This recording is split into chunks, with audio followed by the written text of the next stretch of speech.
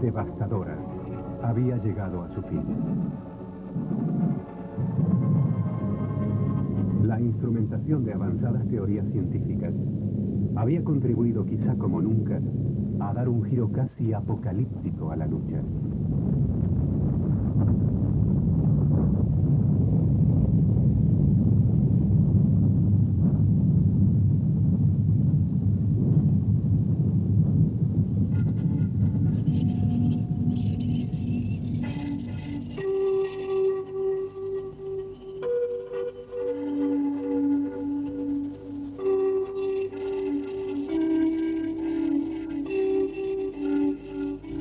Sin embargo, en la tarea silenciosa del laboratorio, en las más diversas estrategias del pensamiento, la comunidad científica había proseguido también su lucha por la vida.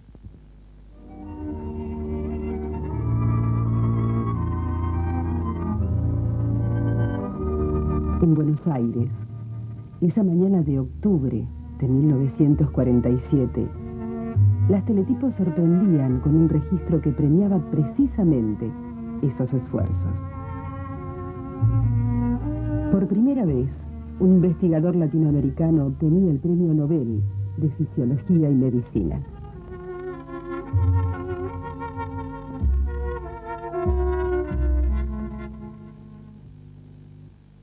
Bernardo Ucey.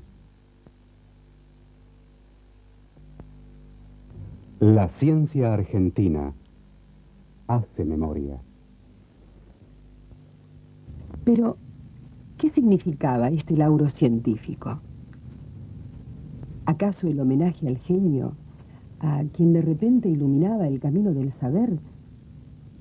¿O era el reconocimiento a un trabajo duro, a veces incomprendido, siempre fecundo de quien había hecho de la investigación su estilo de vida?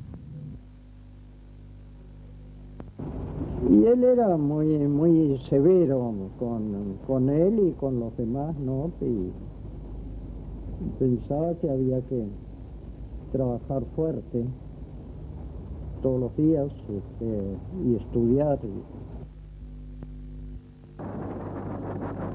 Yo tengo la impresión de que había hecho del ejercicio de la ciencia y del ejercicio de la inteligencia una especie de religión laica. Era un hombre de una capacidad de trabajo enorme, que no aceptaba desmayos, que no aceptaba fatiga, que no aceptaba el cansancio. Entonces, a veces la cuesta era dura de subir, ¿no? Él fue un apóstol de la ciencia, porque lo hacía con un fervor y un entusiasmo que no puede definirse sino de esa manera, un apostolado. Lo genial de don Bernardo fue lo que hizo, en una forma en que nadie jamás sentía cerca de él que estaba frente a un premio Nobel o a un genio, como realmente era una persona tremendamente humana y muy accesible, muy accesible, muy accesible. Era duro con las personas de poca, digamos, inteligencia, pero cuando se encontraba con un hombre inteligente lo respetaba y lo quería mucho, como tuvo sus grandes discípulos. Era quizá en alguna vez un poco brusco. Por ejemplo, él leía, usted le daba un trabajo, y él leía, le decía todo lo malo que tenía el trabajo y cómo se podía mejorar. Él no le decía que estaba bien, era una crítica que le hacíamos, bueno, si dice lo malo, que diga también lo que está bueno, ¿no? Era muy buen conversador, así, muy ameno. Es decir, no era una persona muy seria y cerrada desde ese punto de vista. Puede ser que con los discípulos, o siendo más joven, fuera más seco o más exigente.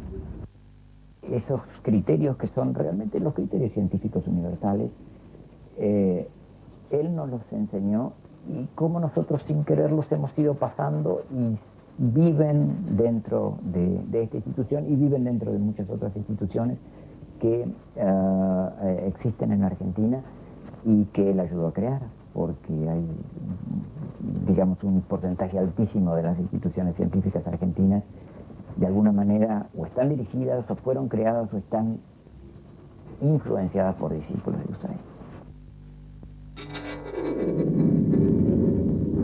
Una personalidad carismática, aún en el plano científico, propone un análisis complejo. Para intentar hacerlo, sería necesario retrotraerse hasta comienzos del siglo, indicar las acciones que irán forjando su carácter. En 1901, Hussein tiene apenas 13 años. Ha finalizado ya con brillantes calificaciones el bachillerato. Decidido a ingresar en la universidad, advierte a su padre que costeará sus propios estudios trabajando. Y así lo hace. Se ubica como dependiente en el hospital francés e inicia sus estudios de farmacia en la Facultad de Medicina. Un año más tarde, gana su primer concurso. Es nombrado practicante de farmacia en el Hospital de Clínicas. Y en 1904, con las mejores calificaciones del curso, es ya farmacéutico.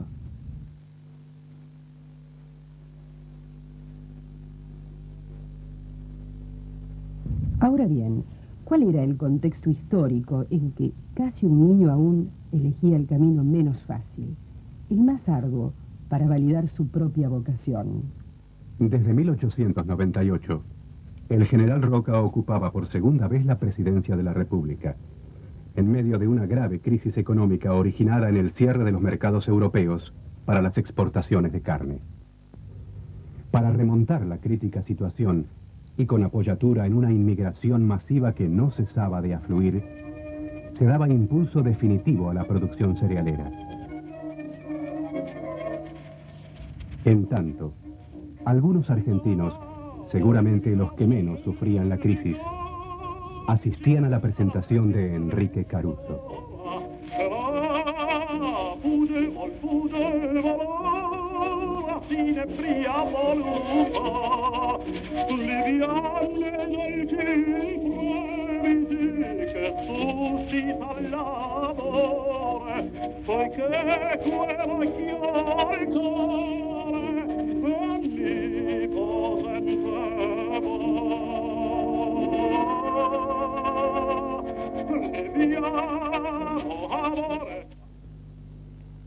Precisamente las dificultades económicas que había sobrellevado su padre impidieron a Hussein proseguir los estudios junto a sus hermanos mayores, quienes lo hacían en Francia.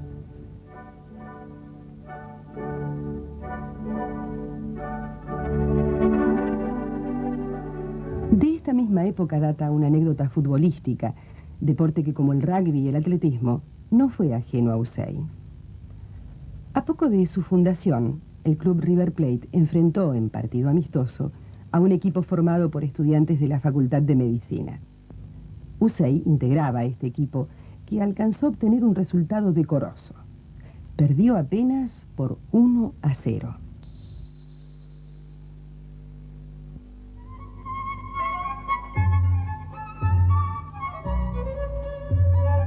Pero ni el deporte ni el acontecer de su tiempo lo distraen de sus estudios, ahora de medicina. Y ya en 1907 es nombrado ayudante del Laboratorio de Fisiología Experimental, también por concurso.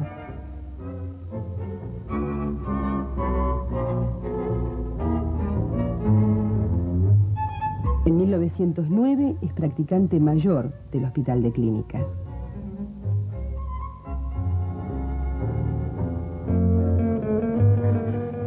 Y hacia 1910, mientras Buenos Aires deslumbra al mundo con el jolgorio del centenario, se recibe de médico con 9,59 puntos de promedio y diploma de honor.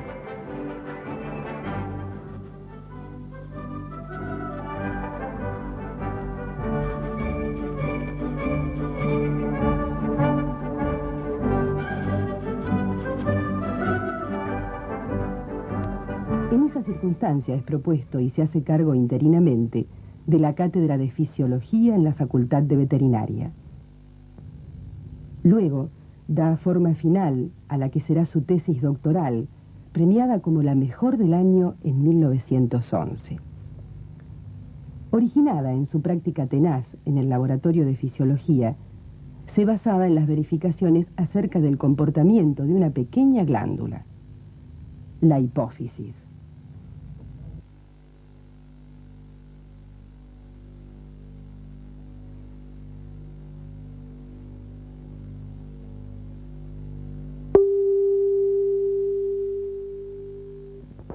Hacía todas esas apreciaciones en un momento, comienzos de siglo, primeras décadas de este siglo, en donde la ciencia todavía estaba muy poco tecnificada y dependía exclusivamente de la imaginación y de la capacidad creativa sobre bases técnicas muy limitadas. Cuando era estudiante de medicina, le impresionó mucho un hecho que en su época se habló, el caso de los acromegálicos, esos hombres extraordinariamente altos, grandes, con manos grandes, con caras grandes, que eran producidos por un tumor que se producía en la hipófisis. La gran contribución de Usei a la fisiología fue, sin ninguna duda, establecer la función de la hipófisis en el metabolismo hidrocarbonado. En 1912, a pesar de intervenir profesores extranjeros de renombre, gana por concurso la cátedra que desempeñaba interinamente en veterinaria. Es momento para consolidar su trabajo en el campo de la fisiología y canalizar uno de sus más claros objetivos: la capacitación intensiva de sus discípulos y la formación de equipos de investigación. Esto a pesar de cierta precariedad de recursos, que luego recordaría de esta manera. Trabajábamos en un local de cemento armado. Había goteras y los días de lluvia se llenaba de agua. Las mañanas de invierno era tal el frío que calzábamos zuecos. Poníamos rejillas de madera sobre el piso para poder así permanecer de pie haciendo los experimentos. También durante este año de 1912, un presidente que reconocía su origen político en la generación del 80, promulga la ley electoral que consagra el voto secreto y obligatorio. En tanto, la crisis económica, paliada hacia el centenario al convertirse el país en el mayor exportador mundial de granos, vuelve a reaparecer con su secuela de miseria e inquietud en los sectores populares. En Europa, la crisis dispuesta a emerger es de distinta índole y de enorme fuerza destructiva.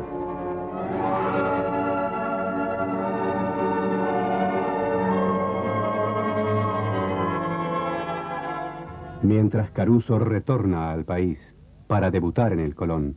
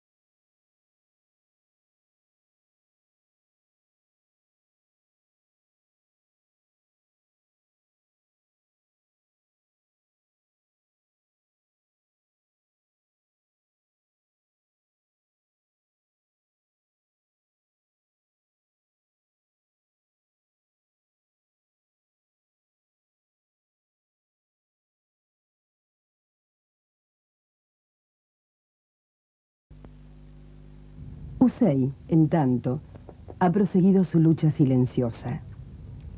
Hacia 1913 había sido nombrado jefe de sala en el Hospital Alvear y también del Laboratorio de Fisiología del Instituto Bacteriológico, hoy Malbrán.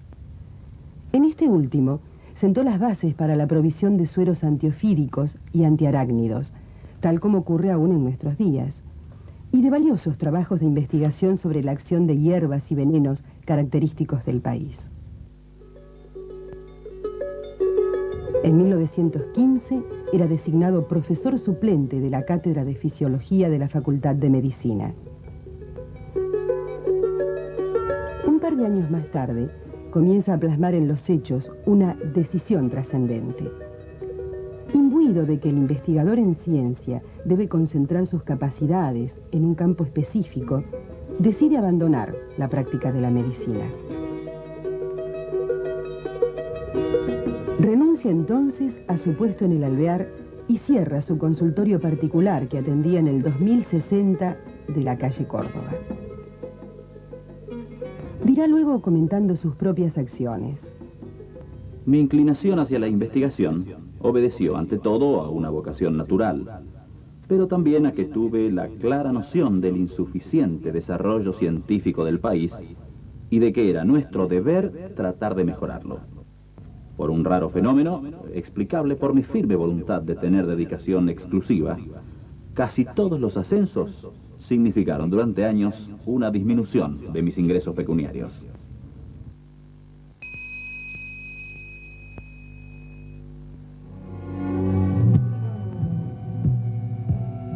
De aquel paso por el Alvear, gustaba recordar su charla con un singular paciente.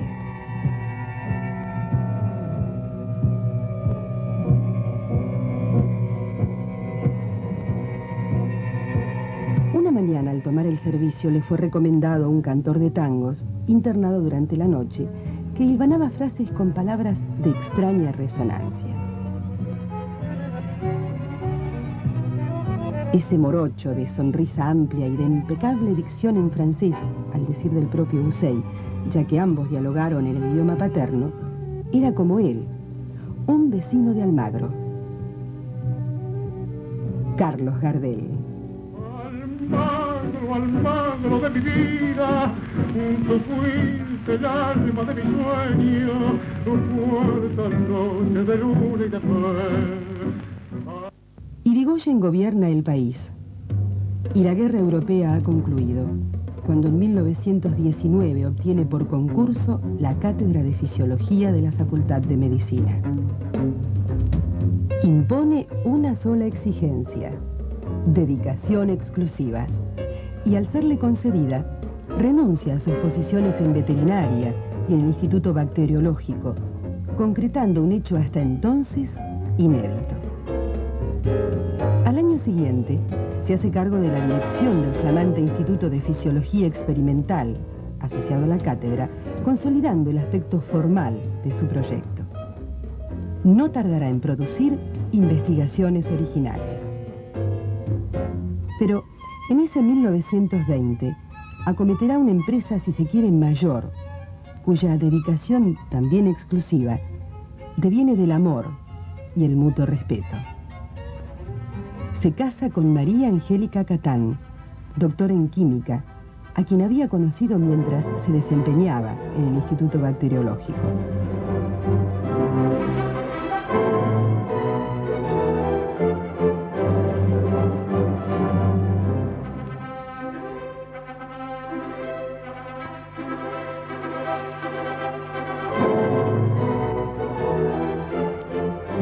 María Angélica preparaba su tesis para recibirse de química, cuando llegó hasta el Instituto Bacteriológico para pedirme una muestra de ponzoña de serpiente. Es una demostración más de que desde Adán y Eva, el hombre y la mujer no pueden trabajar impunemente con serpientes.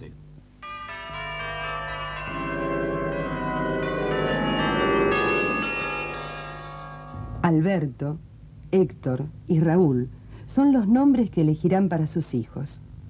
Su esposa será un soporte firme para transitar momentos difíciles y los sacrificios que le demandaría plasmar una larga aspiración, su entrega total a la cátedra y la investigación. No obstante, era muy difícil en el año 1920, cuando él accedió a la cátedra de Fisiología de la Facultad de Medicina y propuso dedicarse con dedicación exclusiva a la cátedra. Era una decisión muy difícil porque no existía ningún antecedente ni ninguna tradición en la materia. El hecho de ser profesor en esa época implicaba una especie de seguro de éxito profesional, como se vio en todos sus contemporáneos, y sus amigos y sus colegas de esa época no entendían por qué él podía desperdiciar esta oportunidad para dedicarse a trabajar exclusivamente en una actividad desusual y que se suponía que solamente tenía éxito en los países muy desarrollados. Indudablemente, en esta elección le ayudó mucho que tuvo el apoyo irrestricto de mi madre, que compartía su entusiasmo por la medicina experimental y por la enseñanza universitaria y por el desarrollo de las ciencias, y aceptó el tener una vida con más restricciones que las que hubiera tenido si se hubiera dedicado a la práctica profesional. Por otra parte, en el año 1920, cuando él optó por la dedicación exclusiva a la cátedra, era jefe de un servicio de medicina interna en el Hospital Alvear, que era también una posición destacada dentro de la profesión. No solo por el rigor metodológico o la creciente originalidad de sus hallazgos, sino también por la consecuente labor de Hussey en procura de una investigación independiente y profesionalizada, se puede decir que el Instituto de Fisiología Experimental constituye un hito fundador de la ciencia argentina. En este sentido, resultaría engorroso enumerar la cantidad y calidad de las investigaciones emprendidas, así como la de los discípulos que se formaron abocándose a las mismas. En la buena época del Instituto de Fisiología de la Facultad de Medicina, había, qué sé yo, como 100 o 200 jóvenes que estábamos ahí deseosos de aprender, y él casi a todos nos contagió. A los nombres de Braun Menéndez, Orías, Lewis, Leloir, por citar algunos, es necesario agregar los becarios extranjeros que luego alcanzaron renombre internacional, como el sueco von Euler, ganador del Premio Nobel de Fisiología. Entre las investigaciones, cabe hacer notar por su trascendencia posterior la que llegó a concluir sobre la incidencia de la hipófisis en la diabetes. Su cronología es la siguiente. En 1921, Banting y Best descubren la insulina.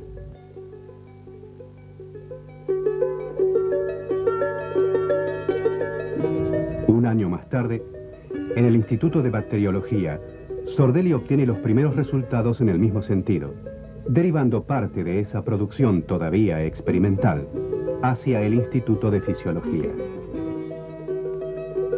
Se inicia entonces una línea de investigación que Hussey lleva adelante junto a Magenta, Potic, Rieti, Masocco, entre otros.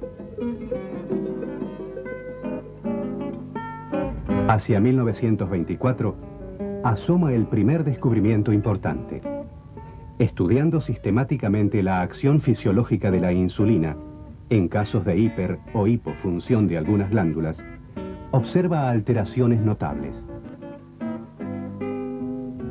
Pero lo que más le impresiona es la gran sensibilidad a la insulina al ser extirpada la hipófisis. Pero es recién en 1929 cuando demuestra con Potic el hecho inverso. Esto es, que la inyección al sapo de extractos hipoficiarios le confiere resistencia a la insulina.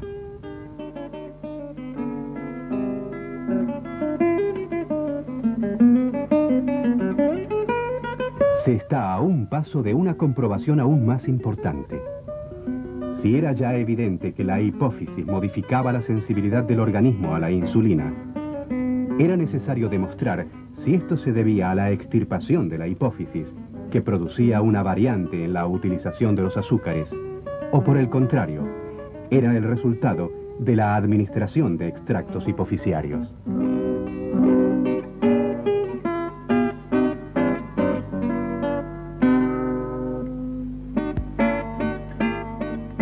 En 1930, toman con Biasotti un perro diabético por extirpación total del páncreas.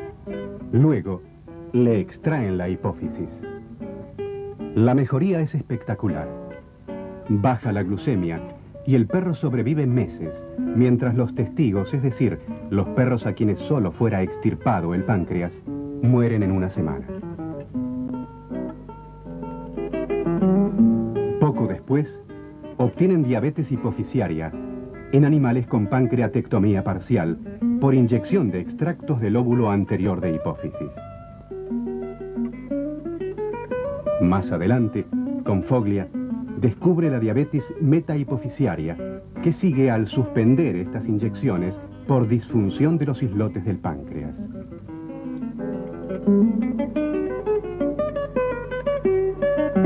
Finalmente, junto a Evelyn Anderson, obtuvo diabetes por aplicación de hormona de crecimiento pura.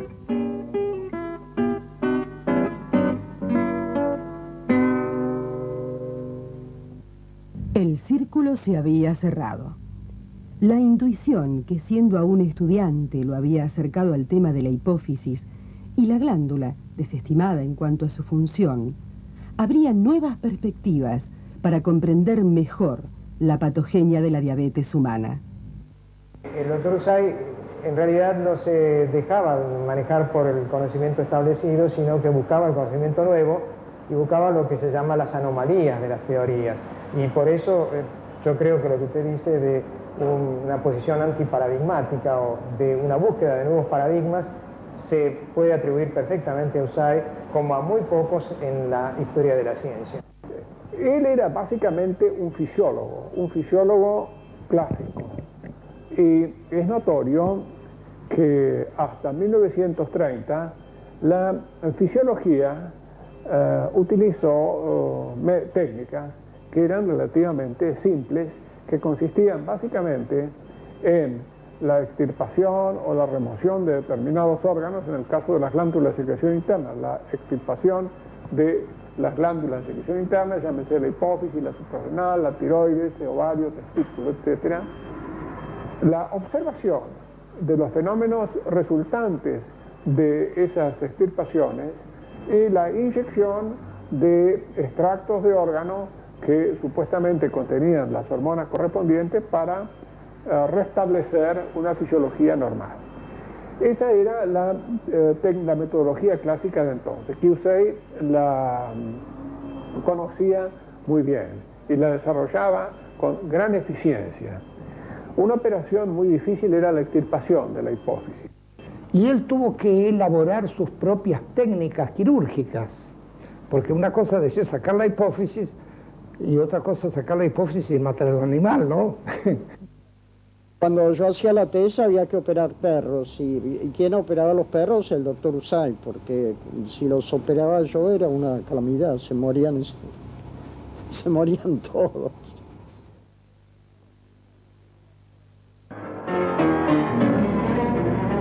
Pero volvamos ahora a los comienzos de esa década del 30.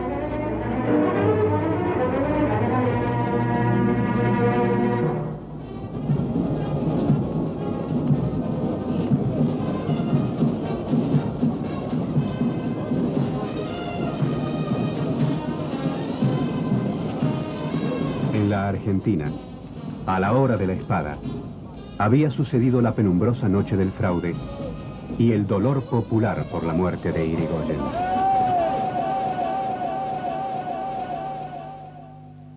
A pasos de nuestra frontera, en el tórrido Chaco Boreal,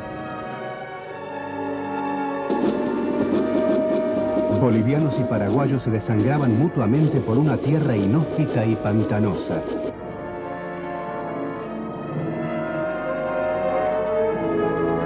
Que esconde, sin embargo, ricos intereses petroleros.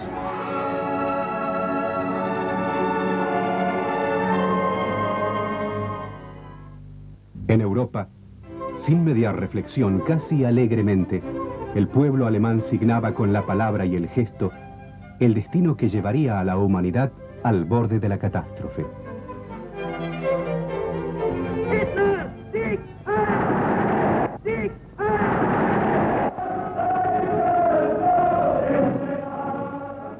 Tal vez debido a estos claroscuros, el cantor inolvidable abandonaba la ciudad donde ya crecía un curioso monumento, para dejarse iluminar por las rutilantes y efímeras luces de Broadway. ¿Estuvieron bien, muchachas? Yeah. Macanudo.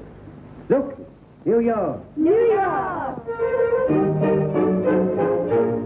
Many Peggy, Betty Judy, rubias de New York, cabecitas adoradas que vienen del amor, dan envidia a las estrellas, yo no sé vivir sin ellas. Many Peggy, Betty Judy, de la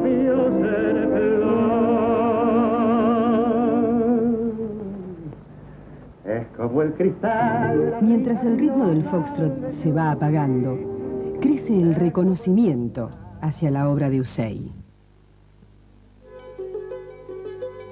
En el plano interno había recibido ya el Premio Nacional de Ciencias e ingresado en la Academia de Medicina.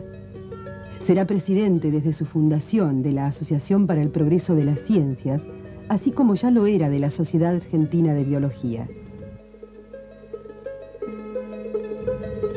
Pero es a mediados de la década del 30 cuando se suceden las distinciones internacionales y, en consecuencia, realiza sus primeros viajes al exterior. La Universidad de París,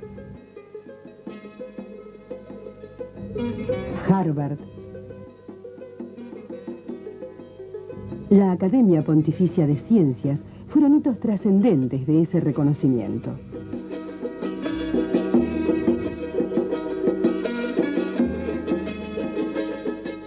Sin embargo, tales logros no habían impedido la manifestación de ciertas resistencias ocasionadas por el carácter peculiar de sus experimentos.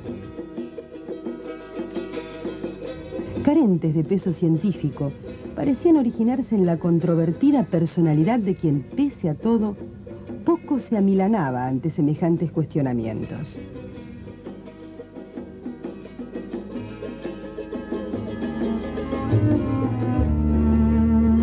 Hacia 1938, un flamante doctor en física obtenía una beca de la Asociación para el Progreso de las Ciencias para continuar sus estudios en París.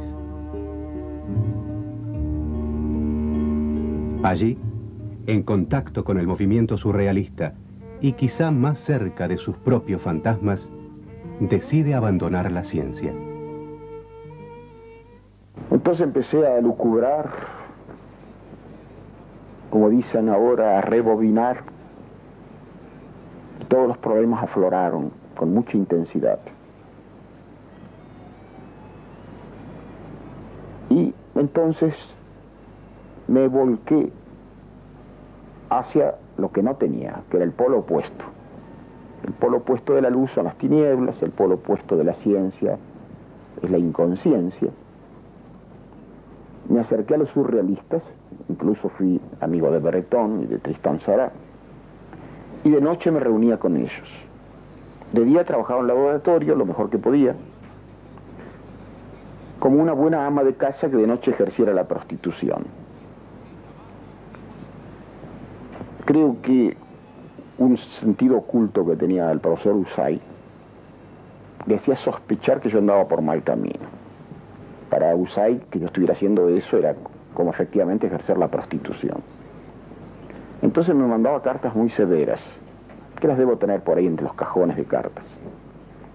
A ver qué estaba haciendo y cómo estaba haciendo, etcétera, etcétera. Y yo le respondía evadiendo el problema central. No le iba a decir, mire, profesor Usay, estoy pensando en abandonar la ciencia porque creo que hubiera agarrado un síncope, ¿no? Porque era un esfuerzo muy grande el que ellos habían hecho para mandarme como becado. No había mucho dinero. Y bueno, ahí hizo crisis. Comprendí que mi camino en la ciencia había terminado, cuando otros pensaban que comenzaba. Decidí íntimamente que iba a abandonar en la mejor forma posible, no en un segundo ni en un día, en un tránsito que fue muy doloroso. Volví, estuve enseñando relatividad y teoría de los cuantos en la facultad, en el Instituto de Física, pero ya algunos de los amigos allegados sabían que yo estaba liquidando esta actividad para siempre. Cuando la crisis llegó a un término muy serio, me enfermé, nos fuimos a Córdoba con mi mujer y con mi chico, que ahora es vicecanciller, que tenía 4 años, a un rancho de Córdoba, un rancho en plena sierra, sin luz, sin electricidad, sin agua corriente, nos bañábamos en el arroyo, en el río. Y ahí medité durante 1 año, y escribí mi primer librito, Universo. Y ahí me visitaban los domingos el doctor Gaviola, director del Observatorio Astronómico, y el profesor Guido Beck, que había sido alumno de Einstein, un gran físico, que todavía vive, para disuadirme de la locura que estaba cometiendo.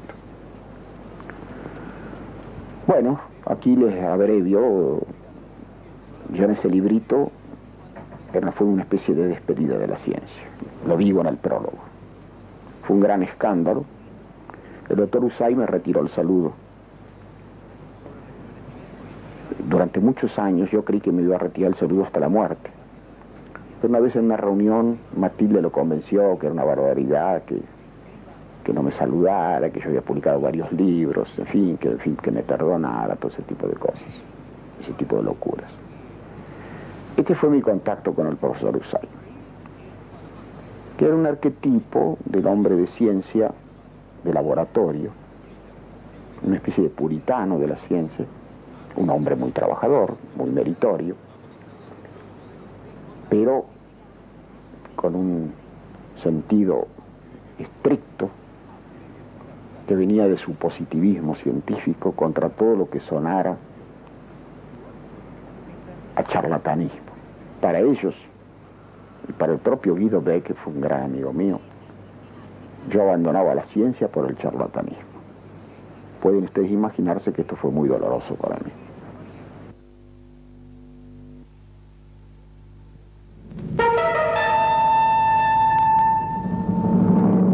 En 1939, los fantasmas que agitan Europa ya no son los de la mera subjetividad.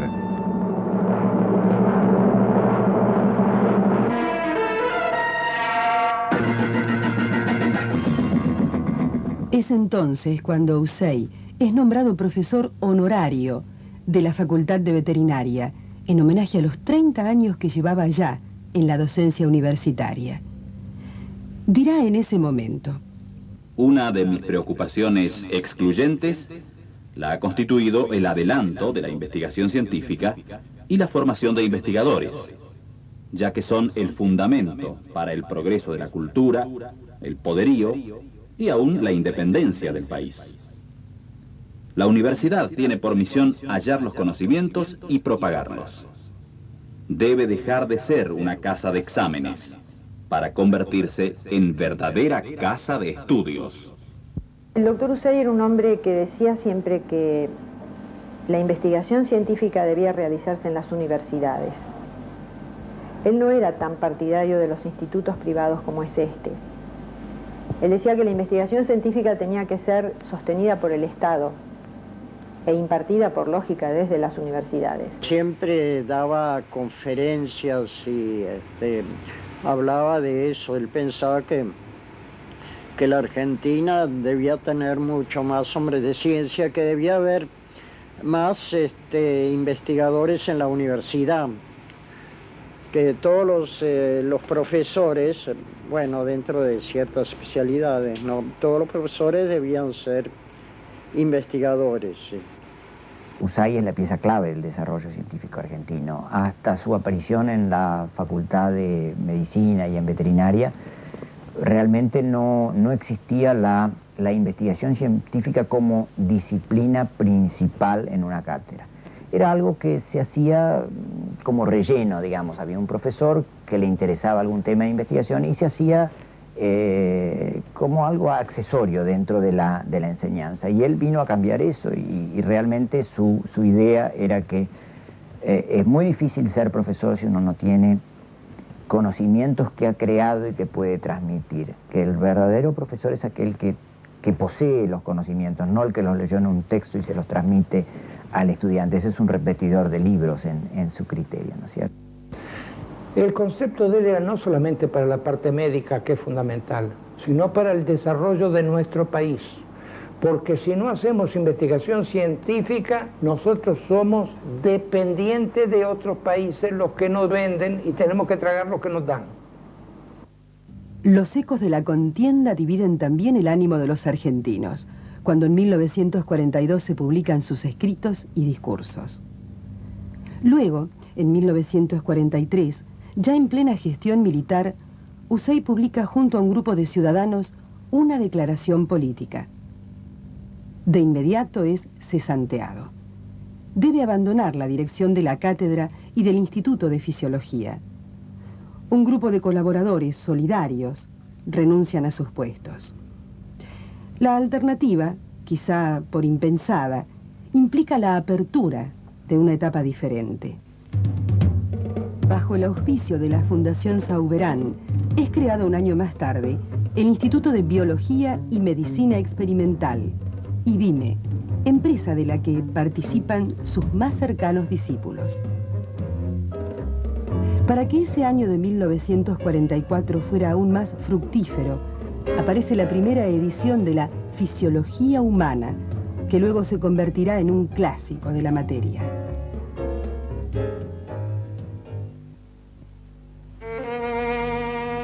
En el 45, tras una amnistía, retorna a la cátedra, pero apenas un año más tarde es obligado a jubilarse.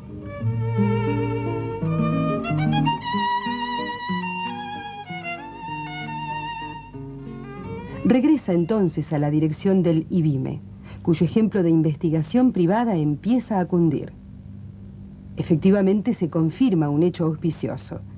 La Fundación Campomar nomina director de su propio instituto de investigación a uno de sus más caros discípulos.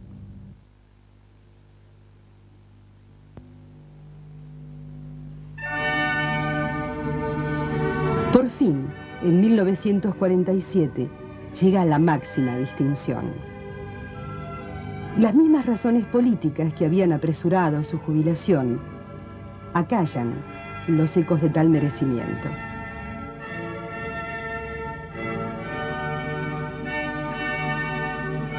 Sin embargo, no impiden que se renueven los honores a nivel internacional. Doctor honoris causa de Montreal, Oxford y California. Recibe también los premios Bailey Medal, Banting Medal y James Cook Medal.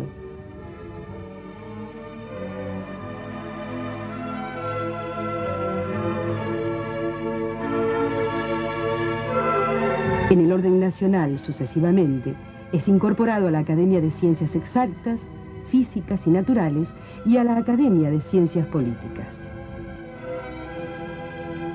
En 1949 viaja a los Estados Unidos, donde dicta cursos en los Health Institutes. Allí, una vez más, reafirma su inclaudicable actitud de no abandonar el país frente a las propuestas que se le hacen. Vuelve entonces para continuar su tarea al frente del IBIME y su lucha, aún silenciada, en pro de la investigación científica. Pero es recién en 1955, luego del enfrentamiento cívico-militar, cuando se le restituye la cátedra e intenta dar vida nuevamente al Instituto de Fisiología. Hacia 1958 se acoge una vez más a la jubilación, aunque esta vez lo hará para instrumentar una de sus metas más originales y por la que más hubo de perseverar. Él comprendió que uno de los factores limitantes del desarrollo de la ciencia en la Argentina es que mucha gente que tenía la vocación y la capacidad para hacerlo no tenía la oportunidad para desarrollarse y para poder dedicarse a estas actividades. Y ese fue el objetivo de la creación del CONICET, al cual dedicó todos los últimos años de su vida. El CONICET fue creado por la iniciativa de un grupo de personas que sin ninguna duda reconocía a Usey como un inspirador, un líder. El sueño dorado para él del Consejo era porque él lo que quería ver a la Argentina en el liderazgo científico de toda América Latina. Y él pensaba seguramente que el CONICET era la vía por la cual se iba a llegar a eso. Hasta la creación del CONICET no existía la posibilidad de dedicarse formalmente con dedicación exclusiva a la ciencia y tener un sueldo que puede ser mejor o peor según las épocas y según los criterios, pero una carrera, digamos, algo que trasciende en el tiempo y no simplemente una beca que podía durar un año o dos o el tiempo que la generosidad del donante lo diera, o la otra alternativa era tener fondos propios y poder vivir de otra cosa y dedicarse a la ciencia. Pero yo creo que Usey, que crea el CONICET poco menos que por fuerza de su única voluntad, tiene un papel absolutamente clave en el desarrollo de la ciencia argentina. Bernardo Usey dio la ciencia, no solamente a la Argentina, sino a toda Latinoamérica. Y Dios mío, que eso quede en la Argentina. Eso es mucho más importante que cualquier homenaje que se pueda hacer. Porque todo lo demás, esta película, los interviews y todo lo demás pasa. Y la obra del doctor Usey es el CONICET. Y que el CONICET sea lo que tiene que ser. Ese sería el mejor homenaje que le podemos hacer, más allá de los monumentos. El proyecto de Usey seguirá creciendo y aún se consolidará al instituirse en 1961 la carrera de investigador. Pero esto significa adentrarse en una década que, por la magnitud de los hechos y transformaciones a que dio origen, merece ser repasada someramente.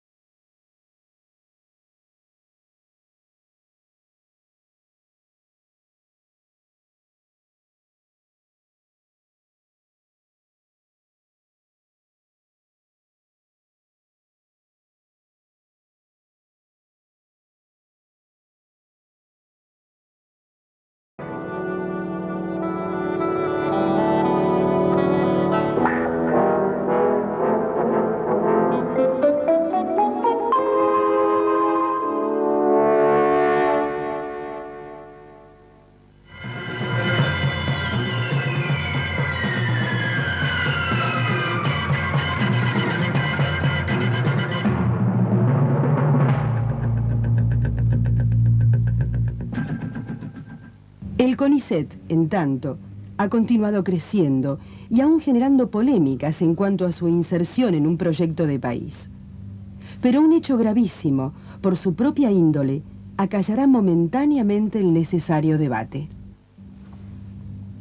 Un general, con el voto directo de 3 conciudadanos, asume la presidencia de la República reteniendo la suma del poder público. Son horas apenas las que tarda en exponer su política universitaria.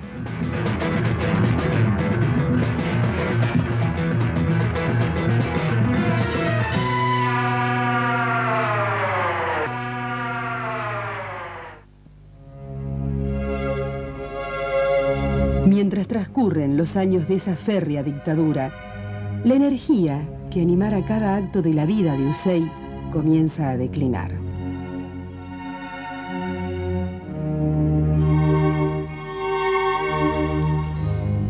En la vieja casona, el sentimiento late por la ausencia de quien fuera su compañera inseparable y la mejor de sus ayudantes.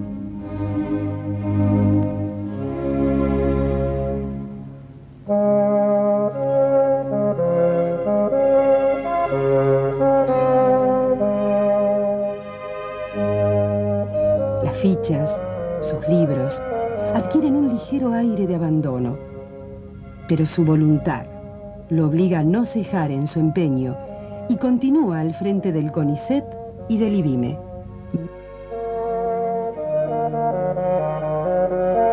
Más allá de los ventanales, el mundo sigue agitando sus tensiones. Es época de rebeldías.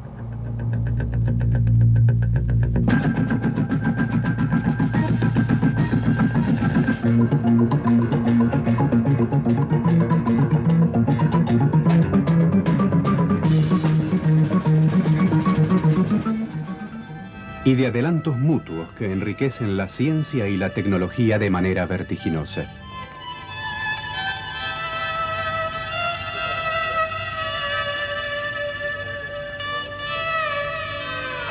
Quizá debido a tanto vértigo, la poética de Buenos Aires aporta un enfoque diferente y surreal.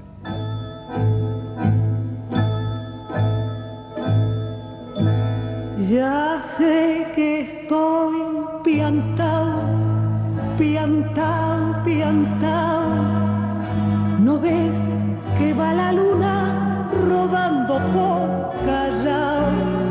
Que un corso de astronautas y niños con un vals me baila alrededor. Vení, volá, vení. Ya sé que estoy piantao, piantao, piantao. Yo miro a Buenos Aires. Mientras la luna va rodando por Callao, ingresamos ya en 1970. En tanto, accidentado al descender de un avión, se resiente gravemente la salud de Usey. Luego, una noticia que, a pesar de hallarlo postrado, colma una larga aspiración. Bueno, yo creo que fue una de las grandes satisfacciones que tuvo en sus últimos tiempos, porque lo consideraba, primero, un acto de justicia, segundo, la coronación de una carrera que él había visto desarrollarse, crecer y llegar a niveles muy altos que no eran reconocidos dentro del país. Eran reconocidos mundialmente, pero no dentro de nuestro país, donde esas cosas tienen poca publicidad. El doctor Usey recibió el premio Nobel en el año 47, 1947. Como todo premio Nobel, tenía la opción de votar ante la Academia ante el Instituto Carolino de Estocolmo, un candidato a premio Nobel. Y a mí me tocó personalmente escribir cada año, desde el año 47 hasta el año 70, la propuesta del doctor Leloir. Así que eso lo puedo garantizar porque no solo era un deseo, sino que era una cosa más concreta. Él lo proponía sistemáticamente todos los años. Yo nunca lo supe directamente, pero creo que él me había presentado para el premio Nobel.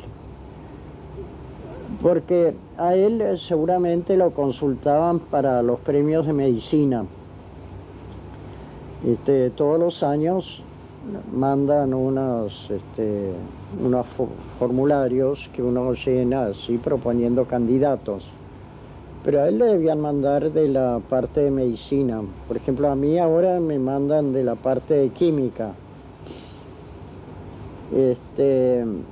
Y no sé quién me presentó a mí en química. No, nunca lo supe. No me lo contaron.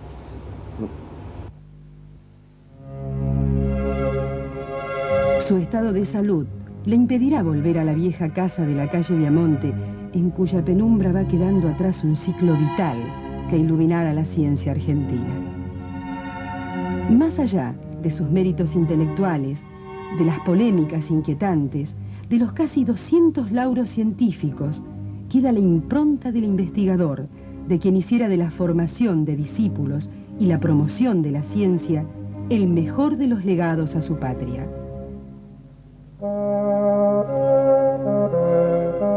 La obra no ha sido poca, y los interrogantes, así como los objetivos por los que nunca claudicó, parecen hoy de rigurosa actualidad.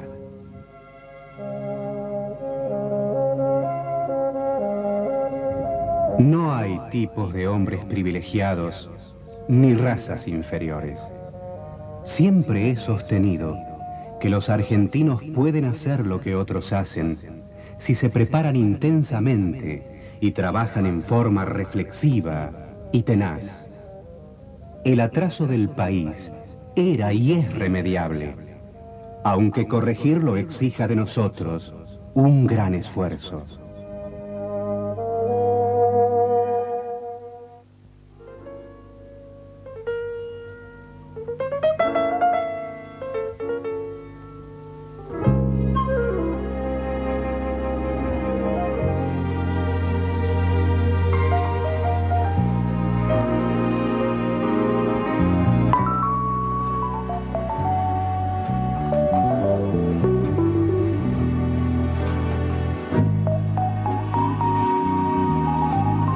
Fue una producción del Centro Nacional de Información, Documentación y Tecnología Educativa de la Secretaría de Educación de la Nación.